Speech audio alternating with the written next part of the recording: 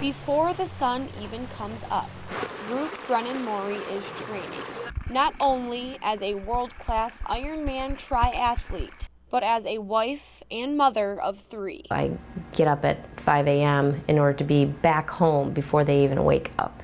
I love when that happens, when they're just rubbing their eyes and they have no idea that mom just put it an hour and a half in the pool. Ruth is training for the biggest and most challenging race of her life. It's the best race, but it's the worst conditions. The Ironman World Championships in Kona, Hawaii. It is definitely going to be a grueling race. It's a race that needs to be respected in every sense of the word.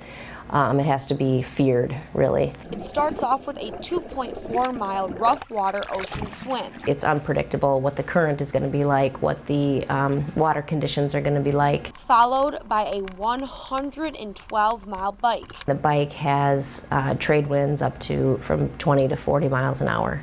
Crosswinds, some people are knocked off their bikes. And it's not done yet. It's capped off with a full 26.2-mile marathon run through barren lava fields. The heat and humidity are factors that just wipe people out. Only 35 women in the world qualify for Kona. The mean age of female triathletes is 35. Ruth is turning 40 the day of the race, making her the second oldest female competing at Kona. I'm 1 out of 9 American females who have made it to the starting line.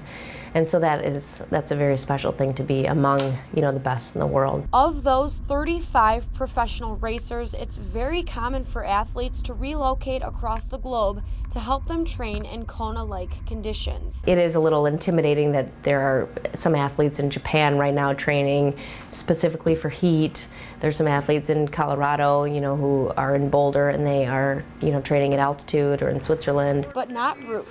I'm going to do everything I can possibly do to prepare for this race here in Rochester, Minnesota.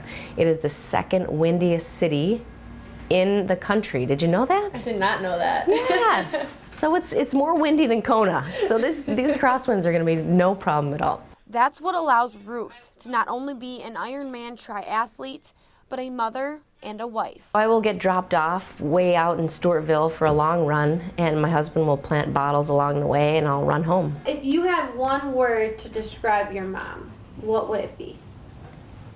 Amazing. Jinx.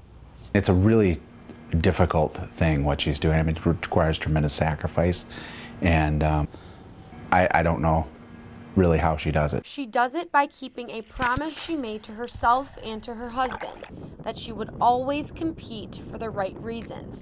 And her faith, her family, and her purpose allow her to do that. She's a superhero. She does it all, and she does it all really, really well. Superwoman. Yeah. How would you say you balance training and family? My family is so important to me. I mean, I could kick, triathlon to the side if it meant, my family was really struggling or having a hard time with mom training. And it's safe to say that her family is wholeheartedly supporting her trip to Kona. I want to be like my mom because I think she never gives up. I just love her. I mean, it's just amazing to watch her, and I just admire her so much. I mean, even apart, I can't believe that she's my wife. Looking forward to Kona, her family says they're proud no matter where she finishes. As the true competitor Ruth is, she's ready to take advantage of the opportunity in front of her. Ruth Brennan Morrey coming, kind of out of nowhere, her first Kona appearance, her third Ironman ever. There's some women who have done 50-some Ironmans. I am in the best possible position that I can be in.